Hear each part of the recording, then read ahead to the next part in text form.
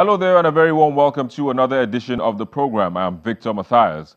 Now, since taking over office in 2015, President Muhammadu Buhari usually addresses world leaders at the United Nations General Assembly as well as Nigerians on October the 1st, Nigeria's Day of Independence. However, these addresses were received in different ways this year, and that is what will form the crux of our discussion today on the program. But let's first take a moment to see what made the trends in the past week in the social media circles.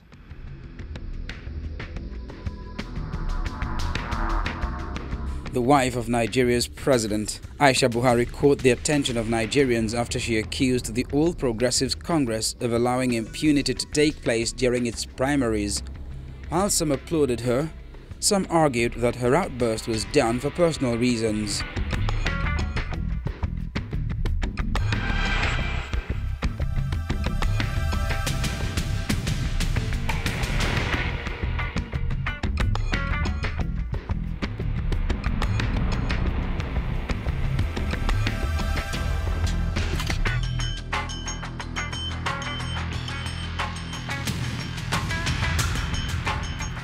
With INEC reminding political parties that October the 7th remains the deadline for the conduct of primaries for all elective positions for the 2019 general elections, Nigeria's main political parties got their presidential candidates. While the PDP will be fielding Atiku Abubakar, President Buhari emerged unopposed in the APC.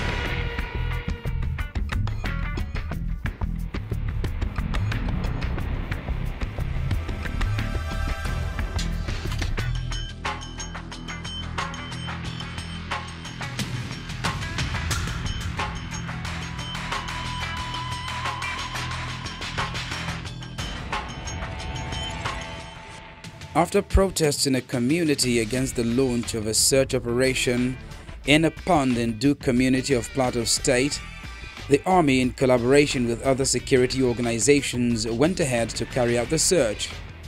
What was found in the pond caught the attention of Nigerians.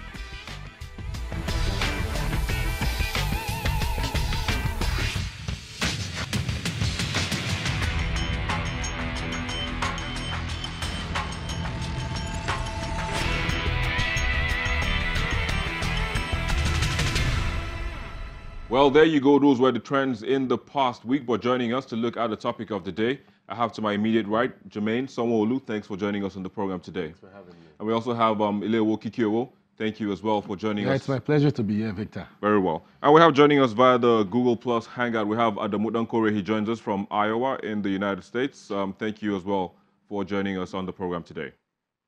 My pleasure. Very well.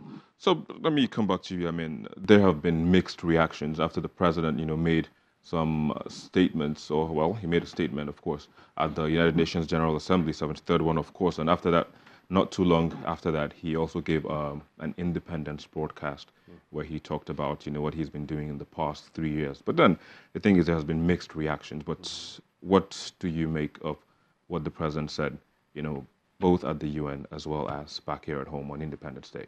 Well, I believe President Muhammadu Buhari did what he was meant to do and said what he was meant to say in a statesmanly fashion.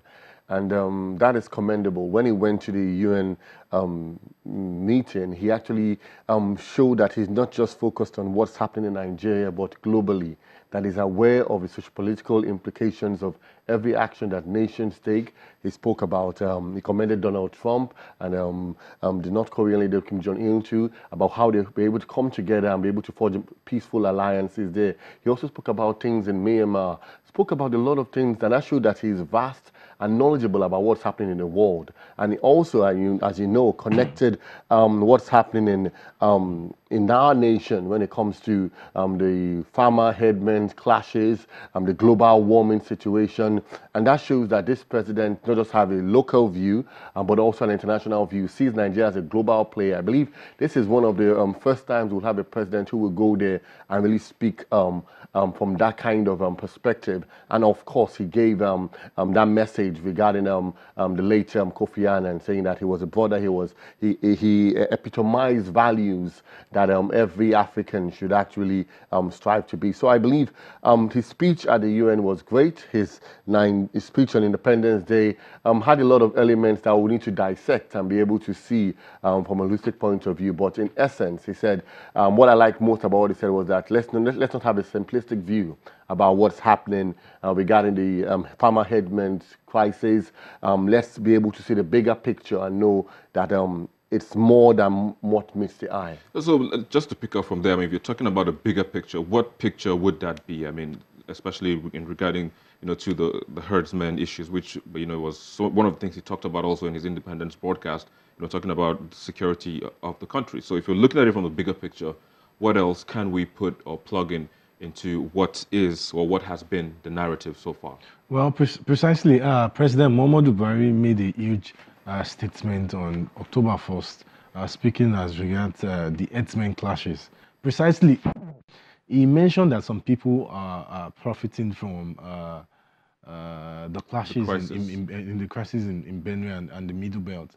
And that cannot be far from the truth, because again and again, we've seen that when some politicians and some leaders of thought in those areas, when they mention some words, you see people go gaga. And just recently again, you see the Nigerian military, discovered a particular pond in Beram, where several vehicles were found and dead bodies and all that. And before the military decided to drain that pond, you know what had happened. Members of the community, women actually protested naked. They said the military shouldn't drain that pond. What it means is that they probably know about the atrocities that is being committed. So it's still in the court of public. They probably know about the atrocities that is being committed in that area. Let me so precisely, President Muhammadu Buhari made us realize that some people may actually be profiting from this, and that's the truth. As far as I'm so looking at those comments, I mean, generally now, let me look at a comment from someone on Twitter. He said Buhari's speech at the UNGA is best described as a corny case of removing the speck in the neighbor's eye before removing the plank in your eyes. Do you agree? Well, I don't agree with that statement or with that comment because he is the president of the Federal Republic of Nigeria. He sees the bigger picture. Bigger than what others see? What we may see as mere citizens, he's able to see the socio-political implications of every single thing that happens. And Nigeria being a world power and also has a significant role when it comes to international security, terrorism, and all these things, he has to be able to connect the dots and not just talk about Nigeria alone. He's speaking to the UN. He has to show that he has knowledge of everything going on. He has to, because he's representing Africa, so to say, as the most populous nation, black nation in the world, and also the largest economy, one of the largest economies in Africa. So he actually went there as a statesman, not just as a Nigerian politician.